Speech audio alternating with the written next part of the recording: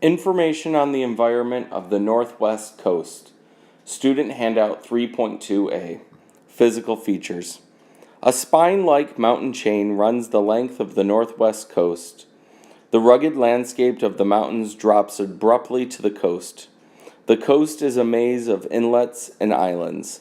There are many lakes and bays. Puget Sound is a large bay almost entirely surrounded by land. Some of the largest islands include Vancouver Island, the Queen Charlotte Islands, and the Alexander Archipelago. The whole region is covered with a lush evergreen forest. Climate. The Northwest climate has a mild and moist climate.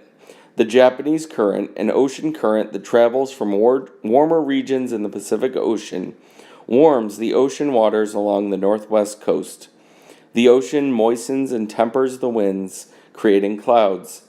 The mountain barrier blocks the clouds from passing inland so that the rains stay along this coastal region. Sometimes there is as much as 100 or more inches of rain a year. Water availability. Rainfall is frequent. This region has many streams, rivers, and lakes, and is bordered by the ocean along its western side.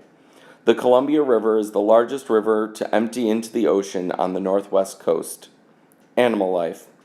The waters of the lakes, rivers, and oceans are filled with fish. When Native Americans were the only human inhabitants of the region, the salmon alone could have provided for its whole population. There are also many ocean mammals such as seals, whales, and otters. Deer, moose, and elk roam the forests. Smaller animals such as beavers, raccoons, skunks, marmots, and rabbits are plentiful. Vegetation.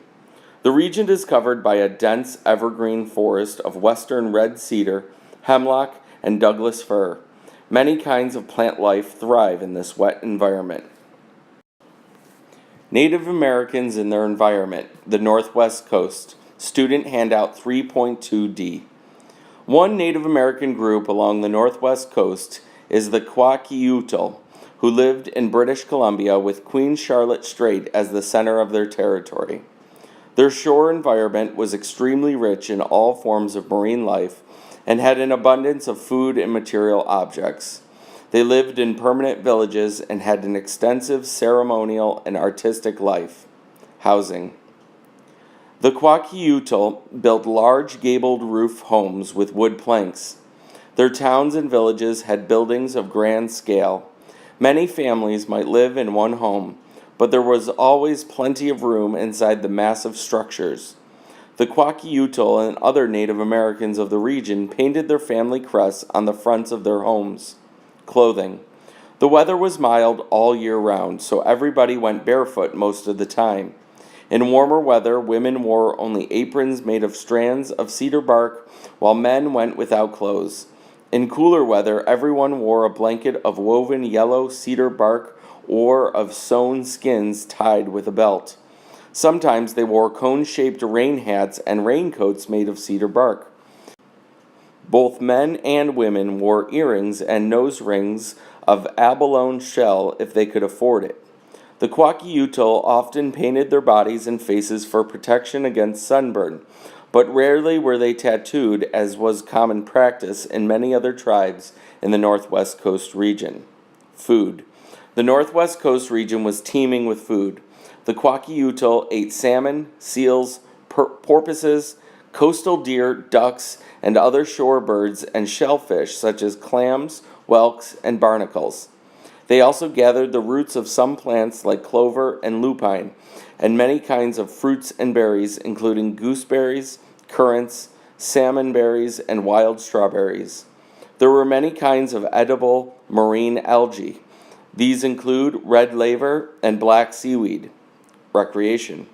The plentiful food supply and sophisticated gathering and storing techniques allowed the Kwakiutl much leisure time for arts and crafts of incredible intricacy and detail, especially during the winter. The art of the Kwakiutl and other tribes in the region was composed mainly of wood-carved masks and totems and symbolic mural-like paintings on the fronts of buildings. Values. Kwakiutl myths share many elements with other Northwest Coast tribes, such as the Raven, who gave birth to all people. But their stories were largely based on obtaining and transferring crests and privileges. Kwakiutl lived in a complex society where family crests and wealth established people's roles in the village. The Potlatch, a ceremony practiced throughout the region, was performed on the grandest scale by the Kwakiutl.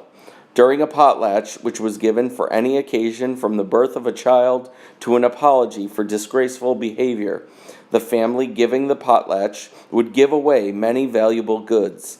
This was also a way for a rich person to show off his or her wealth and to increase his social standing within the village. Native Americans of the Northwest Coast. This is the textbook reading. The Northwest Coast cultural region extends from southern Oregon into Canada. Winters along the ocean are cold but not icy, and summers are cool. To the east, thick forests of fir, spruce, and cedar cover rugged mountains. The mountains trap Pacific storms, so there is heavy rainfall much of the year. Abundant food. Northwest people found food plentiful, particularly from the sea. They built their villages along the narrow beaches and bays of the coastline and on nearby islands. They gathered clams, other shellfish, and seaweed from shallow waters. They ventured onto the sea in canoes to hunt seals, sea lions, and whales, as well as halibut and other fish. The forest provided deer, moose, bear, elk, beaver, and mountain goat. For each kind of creature, hunters developed special weapons. To catch seals, for example, they made long wooden harpoons or spears. The harpoon had a barbed tip made of bone that held firmly in the seal's hide once it was struck. At the other end, hunters fastened a long rope so they would not lose either the weapon or their prey. In early summer, masses of salmon swam from the ocean up the rivers to lay their eggs. Men built wooden fences across the rivers to block the fish, making them easier to net. Women dried salmon meat so that it could be eaten all year long. Builders and carvers. The forests of the Northwest provided materials for houses and many useful objects. Using wedges and stone-headed sledgehammers, men cut long, thin boards from logs or living trees. They joined these planks to build large, sturdy houses. To keep out the rain, they made roof shingles out of large sheets of cedar bark. Women cut strips from the soft inner bark and used them to make baskets, mats, rope, and blankets. They even wove the strips of bark into waterproof capes. With abundant food nearby, the Northwest people had time to practice crafts. Women made decorative shell buttons and sewed them onto their clothing with ivory needles. Men used tools such as wooden wedges, bone drills, stone chisels, and stone knives to carve detailed animal masks and wooden bowls. The caption reads, Native Americans of the Northwest relied on the thick forests, abundant seafood, and plentiful game to meet their needs.